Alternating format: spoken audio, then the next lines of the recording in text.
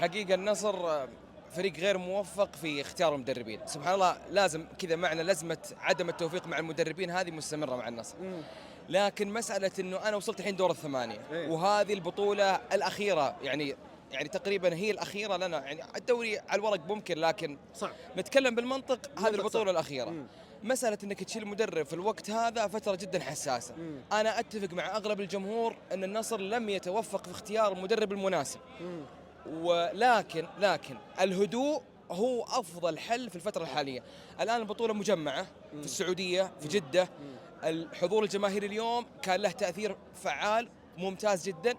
دور الثمانية غالبا راح تلعب مع فرق من الشرق، بالتالي ما راح تتفادى انك تلعب مع فريق سعودي، بالتالي الملعب المفروض يكون اقل شيء 50 60 الف مشجع نصراوي. تأثير الجمهور حيكون فعال، هو حيكون السلاح رقم واحد. فبالتالي الصبر إلى شهر ماي إن شاء الله. سالفة انك تغير مدرب في الوقت ذا وقت جدا حساس. نصبر، نرتب امورنا، نخلي تركيزنا بشكل كامل على هذه البطولة. بطولة في المتناول. انا متفائل جدا جدا جدا مع الاستقرار والترتيب وتنظيم الامور باذن الله. البطولة النصراوي باذن الواحد الاحد. شكرا.